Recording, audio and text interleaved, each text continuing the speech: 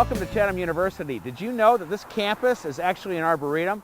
Follow me, we're going to see some of the most beautiful plants you've ever seen with great winter interest. We are an official arboretum designated through the APGA, which is the American Public Garden Association, which means we are also free to get in anytime that your little heart desires. There are parameters on the website over parking. But many of the plants then need to be labeled, right? So people know Yes. what they are. So we've been labeling all of our trees and plants over the past few years so that people are able to tour, and should they see something, they can read it and find out what it actually is. So let's talk about plants with winter interest. There's not a lot for gardeners to do right now, so it's a good time to take a look at these plants without their leaves on them in most cases. And think about planting something so that next year they'll have some cool plants with winter interest. And even on our walk up here, we saw the clematis.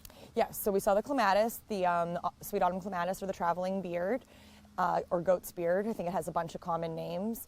The sweet autumn clematis seed head stays around for the beginning part of winter before it gets dispersed, and it looks like it's a little piece of a man's beard, and then it's really beautiful and delicate looking, especially if it's covered with snow. If people want a more reliable blooming hydrangea, this oak leaf is it, I think. Have to agree with you. And just when plants have more than one season of interest, you've got those flowers are white, and then they're pink, and then you got the red leaves and the exfoliating bark. It's a great plant. It's doing well here, huh? Doing very well here. They've taken off in the past 5 years.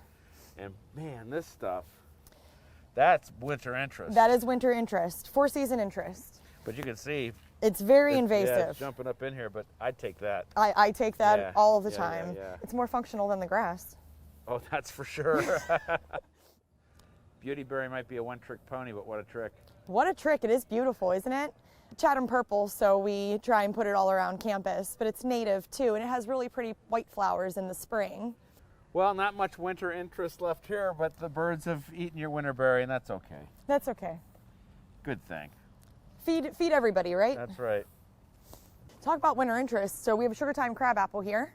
You can see how beautiful the berries are, the apples, which are not for people, but for birds, obviously.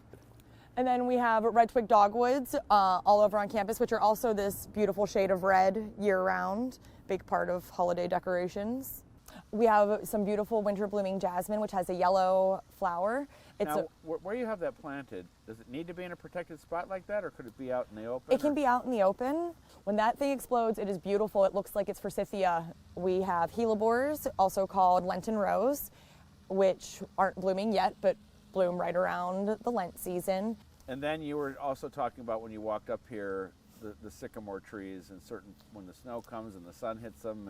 And it's really a beautiful sight. Right after the sun opens up after snowfall, we have these sycamore trees that are in the middle of our woods, as well as going down Woodland Road, and the light hits their white bark or their light tan bark, and it really makes a beautiful visual interest sticking out of the woods. Well, let's stick with the sycamore and plants like it. Is there anything else you can think of that has a really interesting bark, an exfoliating bark? One thing I saw on the way up was oak leaf hydrangea, which looked cool. We have oak leaf hydrangeas, we have taxus, we have witch hazel on campus. All right, I gotta stop you at witch hazel, because that is a cool plant. Yes, it is. There aren't many that bloom in the winter, and that's one of them. Talk about the magic of witch hazel. So the magic of witch hazel is that it blooms in the winter, and it blooms in a lot of different colors. And there's also a variety that blooms in the fall.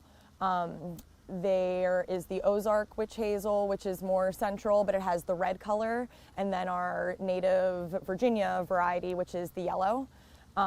They also look like little pieces of hair, off of the branch. So another great tree for winter interest is this Paperbark Maple over here. It's a 4-season guy. It has beautiful fall color, and obviously it has this fun, smooth bark underneath, and the paper bark that you can just remove. Very cool. So our lacebark elm, our Chinese lacebark elm, is resistant to Dutch elm disease, and it is a really beautiful 4-season interest tree. It is a dirty tree though, and it takes a lot to keep your sidewalk and surrounding area clean of its tiny little leaves or its really beautiful seeds that are remaining that'll fall down soon. Are you a tree hugger? I am a tree hugger. I'm a tree lover. Since you're so busy, even in the winter, do you get a chance to stop and so-called smell the roses, but in this case, look at these beautiful barks? So I definitely do, and everybody on campus knows that I'm the crazy person that stops and takes pictures of everything and lays down in the middle of the road if the picture looks good. I don't get to as much as I would like to, but you know, I make sure that I do. The architecture of all of the trees, this is my favorite time to look at them, so I get to really stop and look at the oaks and probably the sycamores mostly. What is it with the oaks that you like? Their branching structure is really fantastic. It starts very upright and then it unfolds to the lateral. But oak trees don't lose their leaves until usually February, sorry. So it's really interesting in the landscape. Everything else is bare, but then you'll see the orange leaves holding on. Nature makes the most beautiful things, and this was all underground. Oh, it's so sad because this was such an amazing tree, but that's part of gardening. That is part of gardening and repurposing things. Yeah, it's cool that this is going to be saved. It will be saved. Become a piece of art. How do you feel when a tree that is so beautiful passes away? It's It's very hard because I've spent a lot of time with these trees in, you know, all 4 seasons.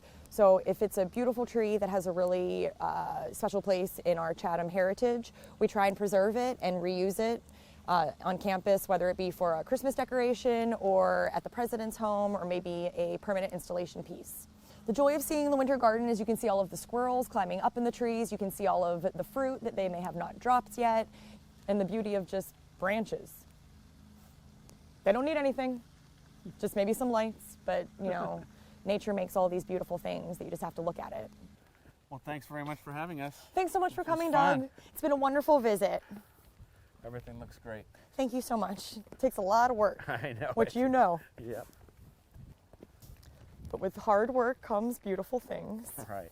For more information about Chatham University's Arboretum and a complete story on the plants here with winter interest, check me out online. That's also where you can become a member of my Seed of the Month Club. Till next week, we're going to have some fun exploring the Arboretum. We'll see you then.